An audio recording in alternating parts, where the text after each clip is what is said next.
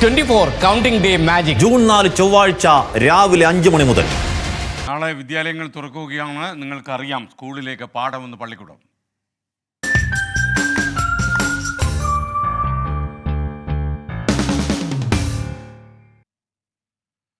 പുതിയ അധ്യയന വർഷം നാളെ ആരംഭിക്കുന്നു. എന്നാൽ ആദിയിലാണ് കണ്ണൂർ മണക്കടവിലെ വിദ്യാർത്ഥികളും രക്ഷിതാക്കളും.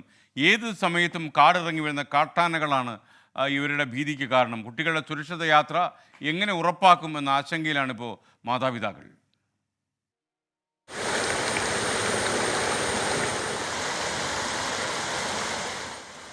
ഉദയഗിരി പഞ്ചായത്തിലെ ചീക്കാട് വനവുമായി അതിർത്തി പങ്കിടുന്ന മലയോര ഗ്രാമം. പുഴ കടന്ന് ഏതു സമയവും കൊമ്പന്മാർ ജനവാസ മേഖലയിലെത്തും. ക്ലാസ് മുറിയിലെ കുഴപ്പിക്കുന്ന വിഷയങ്ങളെക്കാൾ ഇവിടുത്തെ കുരുന്നുകൾ ഭയപ്പെടുന്നത് കാടിറങ്ങുന്ന വന്യതയെയാണ്. പകലും രാത്രി എന്നില്ലാതെ ആന ഇറങ്ങും. പിന്നെ പകല് പോകാൻ തന്നെ പേടിയാണ്, ഒറ്റയ്ക്കല്ലേ പോകുന്നത്. അപ്പോൾ കുറേ ദൂരം നടന്നിട്ട് വേണം സ്കൂളിലേക്ക് പോകണമെങ്കിൽ.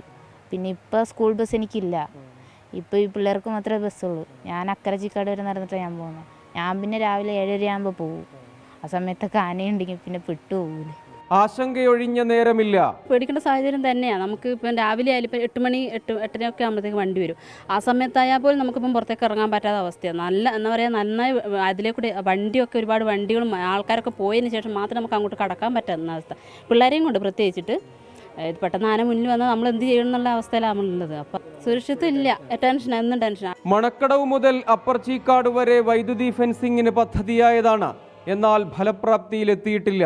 അടിയന്തരമായ ഇടപെടൽ ഇവിടെ ഫെൻസിങ്ങിൻ്റെ പ്രവൃത്തി ആരംഭിച്ചിട്ടുണ്ട്. പക്ഷേ ഈ ഫെൻസിങ്ങിൻ്റെ പ്രവൃത്തി പൂർത്തീകരിക്കുന്നത് വരെ വലിയ പ്രശ്നമാണ് ആളുകൾക്ക്. സ്കൂളിൽ അയക്കുക എന്നുള്ളതിനേക്കാളും ഇവിടുത്തെ ആളുകളുടെ ജീവിതം തന്നെ മാറി മറിയുന്ന ഒരു രീതിയാണ് ഇപ്പോൾ ഉള്ളത്. ഇപ്പം നിലവിൽ ഫെൻസിങ് വന്നാൽ തന്നെയും അത് മെയിൻറ്റെയിൻ ചെയ്ത് പോകുക എന്നുള്ളത് നല്ലൊരു പ്രധാനപ്പെട്ട ഘടകം തന്നെയാണ്.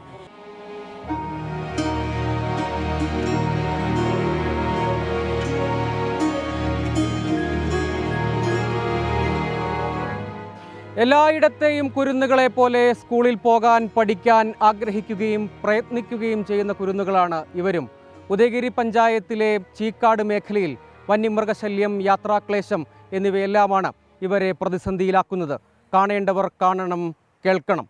മിഥുൻ ചാത്തോത്തിനൊപ്പം സജോ ദേവസ്യാം, 24 കണ്ണൂർ. സുലൈമാൻ അബ്ദുൽ ഖാദർ, അയ്യോ മിനി ബാബു പോകല്ലേ, അയ്യോ മിനി ബാബു പോകല്ലേ എന്ന് സന്ദേശം അയച്ചിരിക്കുന്നു. കാരണം മിനി ബാബുവിൻ്റെ സന്ദേശം വായിക്കാത്തതുകൊണ്ട് രാജിവെച്ച് പോവുകയാണെന്നാണ് മിനി ബാബു പറയുന്നത്. വിധി ദിനത്തിൽ 24 മാജിക് ജൂൺ 4 ചൊവ്വാഴ്ച രാവിലെ 5 മണി മുതൽ 24-ൽ.